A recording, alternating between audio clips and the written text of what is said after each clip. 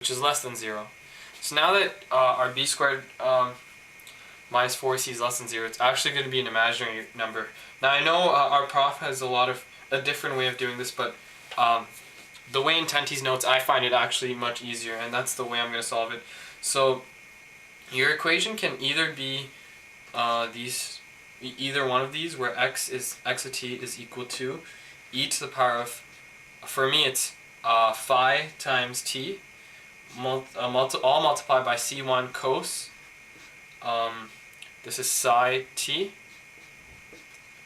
well, psi multiplied by t, sorry,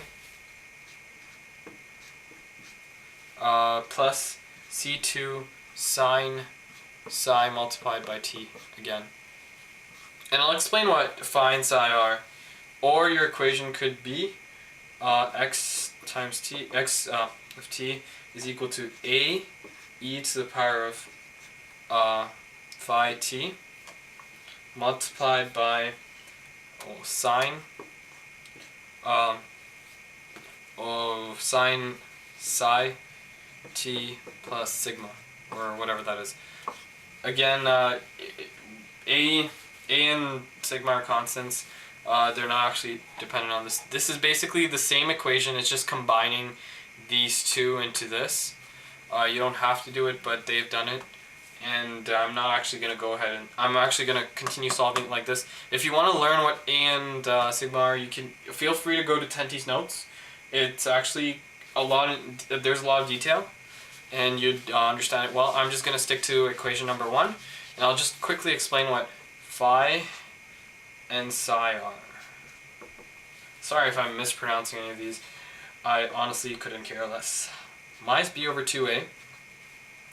So that's your phi, and this is your psi is actually root 4ac minus b squared all over 2a.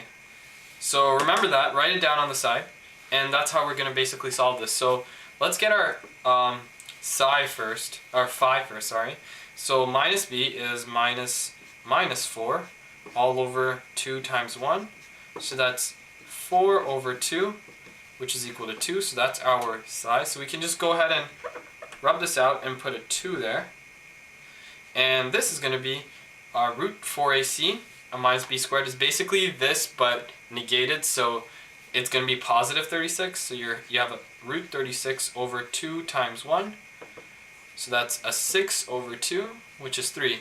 So you can just go ahead and replace this with 3 and this with 3. And that's basically how you get part B. That's your answer. And now I'm going to go ahead and move on with part C. Now remember, these equations, I'm going to be using them over and over again. I might not write them out again and again. I might. It's not really planned, but we'll see how it goes. So that's basically how I solve it. I know there are other ways of solving that. Oh, sorry, that was supposed to be B. There are other ways of solving that type of equation. I know you could say m1 is equal to phi minus j psi, so you get an answer like that, but I prefer going this way. It's actually much more direct for me.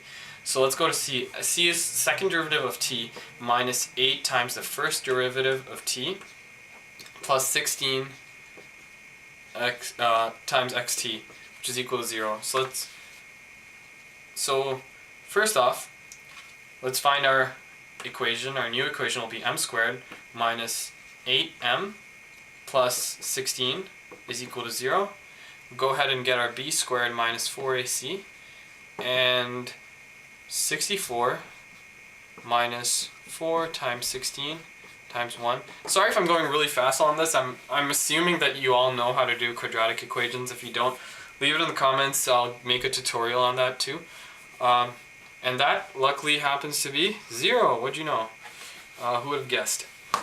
So 0. So now that we know b squared minus 4ac 0, we actually approach it quite similar to the way we did it in A, where we actually solve for m.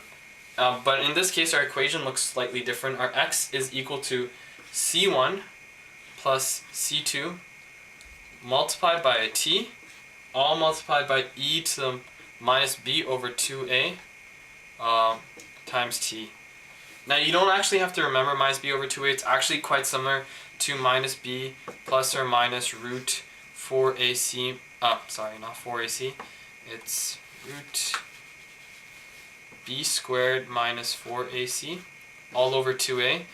Now since this is 0, you're obviously going to be left with just minus b over 2a, and that's why it's there. So it's quite simple. Your minus b is minus 8 all over 2 times 1, which is 8 over 2, which is a 4. And I'm just going to go ahead and substitute that in right there, and you get a 4t. And that's basically it. Yes, it's not that hard at all. And if you just follow those methods, I'm pretty sure you'd probably get it right in the exam. Now, in this case, we don't have to continue, like I said before, it's just a general equation. They haven't given us anything on the right side of the equation before, and they haven't given us any initial conditions, so that's basically how you solve question 1.